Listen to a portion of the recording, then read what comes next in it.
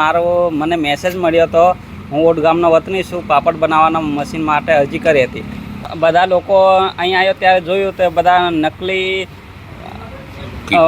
નકલી કીટ આપે એવું જાણવા મળ્યું છે. લગભગ 35 કિલોમીટરની આસપાસ હશે. તો તમારે સ્થાનિક કેમ ના આપ્યું? હવે સ્થાનિક આપવું જોઈએ, લોકોને અહીંયા નહીં બોલાવવું જોઈએ, પણ ખબર નહીં.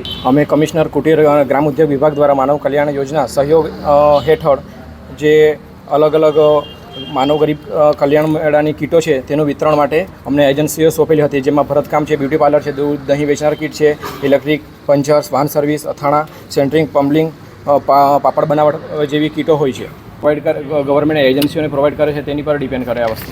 તમે નોન આઈએસઆઈની કીટો વેચો છો તો સરકારની પરવાનગી છે?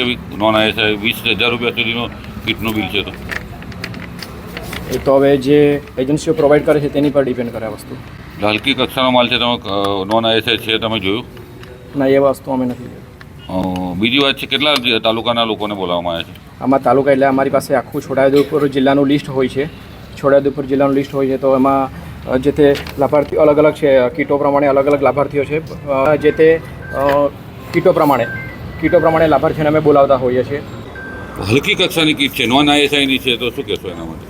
એ તો હવે ઉપરથી જે તે એજન્સીઓ પ્રોવાઈડ કરતી કઈ એજન્સી? તમારે જીએસટી વાળા બિલો પણ છે બનાવ્યા, તમે કઈ એજન્સીના બિલો બનાવ્યા? ગવર્મેન્ટ જે એજન્સીઓને આપે છે એ રીતે હોય છે. અમારે તમે કઈ રીતના એજન્સીના બિલ લાવી શકો?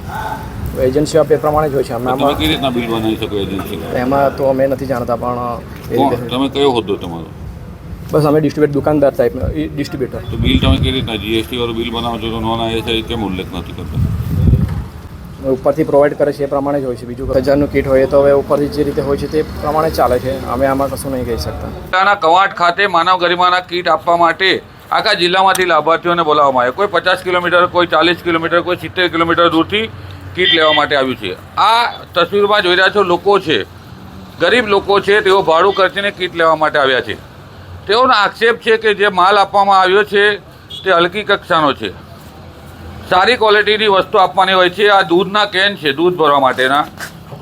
આ દૂધ ડેરીનું કીટ કહેવામાં આવે છે. હજારો રૂપિયાનું કીટ છે, પરંતુ આઈએસઆઈ માર્કાનું નથી. બીજી તરફ આપણે દ્રશ્યો બતાવીશું. જે આ ડ્રીલ મશીન છે, આ ડ્રીલ મશીન નોન આઈએસઆઈ માર્કાનો આપવામાં આવ્યો છે. આ જે બીજો સામાન છે તે પણ નોન આઈએસઆઈ માર્કાનો છે. આપણે દ્રશ્યો બતાવીશું. આખો કીટ છે, આખા જિલ્લાના લાભાર્થીઓને આપવા માટે અહીંયા બોલાવવામાં આવે છે. ત્યારે સવાલ ઉઠી રહ્યા છે કે જે એજન્સીને કોન્ટ્રાક્ટ આપવામાં આવ્યો છે તેણે સ્થાનિક લોકોને પણ જાણ કરી નથી, જ્યારે કોઈ પણ અધિકારી હાજર નથી.